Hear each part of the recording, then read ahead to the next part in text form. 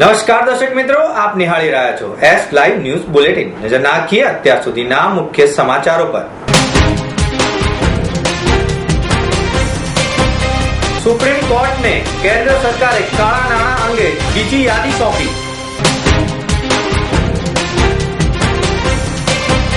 નીલોફર વાવાઝોડું 30,000 લોકોનું સ્થળાંતર।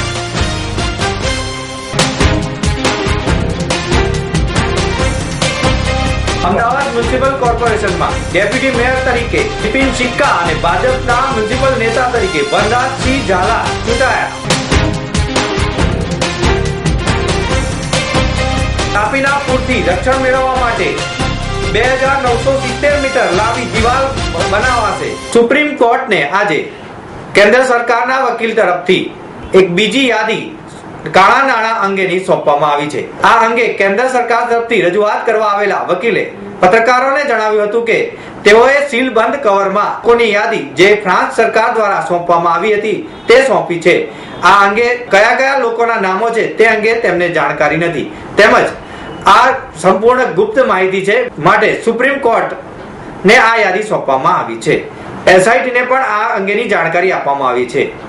જો એસઆઈટી ધારે તો આ વિગતો જાહેર કરી શકે એમ છે। આમ કાળા નાણાં અંગે નામની યાદી જાહેર થતા અનેક તર્ક વિતર્કો જોવા મળી રહ્યા છે, તેમજ આમાં કોના કોના નામ હશે તે અંગેની પણ ચર્ચાને જોર પકડ્યું છે। ઓમાન નજીક અરબી સમુદ્ર પર સર્જાયેલું નીલોફર સાયક્લોન ગુરુવાર અથવા તો શુક્રવાર સુધીમાં ગુજરાતના દરિયાકાંઠા વિસ્તારમાં તાકે તેવી શક્યતાઓ સાથે ગુજરાત સરકાર દ્વારા તમામ પ્રકારની કાળજી લેવાની શરૂઆત થઈ ગઈ છે, જેમાં એક અંદાજ મુજબ 30,000 થી વધુ લોકોનું સ્થળાંતર કરવામાં આવ્યું છે અને જરૂર પડે વધુ લોકોનું પણ સ્થળાંતર કરવામાં આવશે।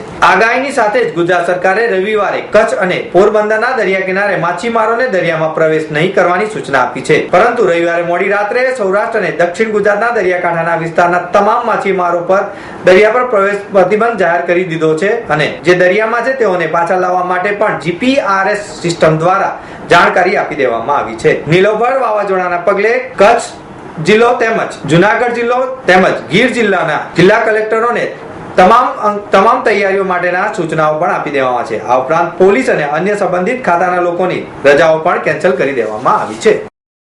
सिस्टम नीलोफर बन चुकी है।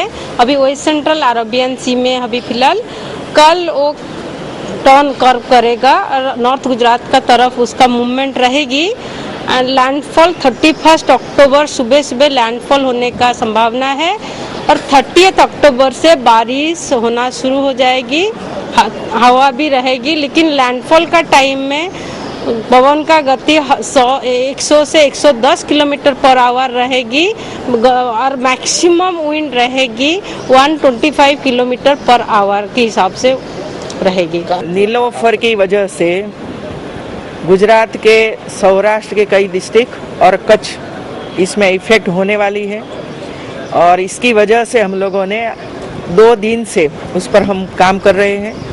आज भी हमारी सभी अधिकारियों के साथ बैठक हुई है और जहाँ जहाँ जो काम करने की आवश्यकता है वहाँ पूरा प्रबंध कर दिया है। जैसे कि मछुआरों को वापस बुलाना, वो काम शुरू हो गया है। कोई अंदर जाए नहीं, वो काम हो गया है। रेशन का प्रबंध हो गया है, लाइट का प्रबंध, जनरेटर का प्रबंध कर दिया है। पानी की वजह से कोई गड़बड़ी न हो जाए उसी वजह से भी काम शुरू हुआ है और एसटी डिपार्टमेंट भी काम कर रहा है अपना। मतलब ये हुआ कि ये इफेक्ट कहाँ कहाँ होगी, कितनी होगी, वो ध्यान में रखकर क्या व्यवस्थाएं करनी चाहिए वो सभी व्यवस्था हम लोगों ने कर ली है। અમદાવાદ મ્યુનિસિપલ કોર્પોરેશનની આગામી ઓક્ટોબર 2015 આવી રહેલી મ્યુનિસિપલ ચૂંટણીને અનુલક્ષીને સત્તાધારી પક્ષે મ્યુનિસિપલ બોર્ડની બેઠકમાં ડેપ્યુટી મેયર અને ભાજપ મ્યુનિસિપલ નેતા અને એએમટીએસની કમિટીના 4 નવા ચહેરાઓની નિમણૂક કરી છે। આગામી દિવસો વિવિધ કમિટીના ચેરમેનો વધુ ફેરફાર કરશે તેમ પણ જાણવા મળી રહ્યું છે। મેયર મીનાક્ષીબેન પટેલના અધ્યક્ષસ્થાને મળેલી મ્યુનિસિપલ બોર્ડની બેઠકમાં ડેપ્યુટી મેયર તરીકે સરદાર નગર વોર્ડના કોર્પોરેટર બિપિન મારુભાઈ સિક્કા ચૂંટાઈ આવ્યા છે। અગાઉ ડેપ્યુટી મેયર તરીકે રમેશ દેસાઈ હતા, જ્યારે ભાજપ મ્યુનિસિપલ નેતા મયુર દવેના સ્થાને વિરાટનગરના કોર્પોરેટર વનરાજસિંહ ઝાલાની પસંદગી કરવામાં આવી છે। જ્યારે અમદાવાદ મ્યુનિસિપલ ટ્રાન્સપોર્ટ કમિટીના 4 સભ્યોની ખાલી પડેલી બેઠક પર જીતુભાઈ પટેલ, ભરતભાઈ કાકડિયા, રમેશભાઈ જાદવ અને ગિરીશ પંડ્યાની નિમણૂક કરવામાં આવી છે।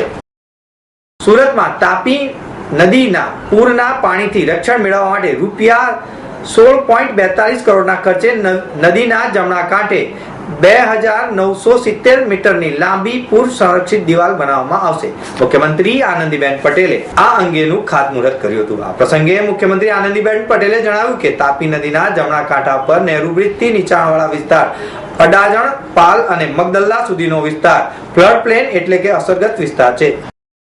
પાણી શહેરમાં ન ઘૂસે એના માટે આપણે કોઈને કોઈ વ્યવસ્થાઓ ઊભી કરવી જોઈએ અને એ વ્યવસ્થાના ભાગરૂપે આજે 16 કરોડના ખર્ચથી એ કામનો આરંભ થઈ રહ્યો છે. અહીં પાળા બાંધવા માટેનો આરંભ થઈ રહ્યો છે.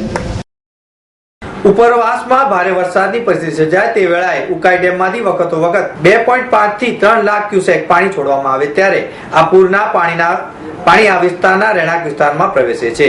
હવે આ પૂર સંરક્ષણનું કામ સંપન્ન થતા 3 લાખ લોકો ને 6 લાખ ક્યુસેક જેટલા પૂરના પાણી સામે રક્ષણ મળશે. પ્લેગ જેવી મહામારીમાંથી ઉગરીને સુરતે સમગ્ર દેશને સ્વચ્છતાનો સંદેશ આપ્યો છે તેનો ઉલ્લેખ કરી મુખ્યમંત્રીએ વધુમાં કહ્યું કે સુરત પાસેથી સ્વચ્છતાના પાઠ શીખીને સમગ્ર ગુજરાત અને સુંદર બનાવવા બને તે દિશામાં પ્રયાસો કરવા જોઈએ. તો મિત્રો, આ હતા અત્યાર સુધીના મુખ્ય સમાચારની ખાસ ગતિવિધિ માટે આપ નિહાળતા રહો એસ લાઈવ ન્યૂઝ બુલેટિન. નમસ્કાર.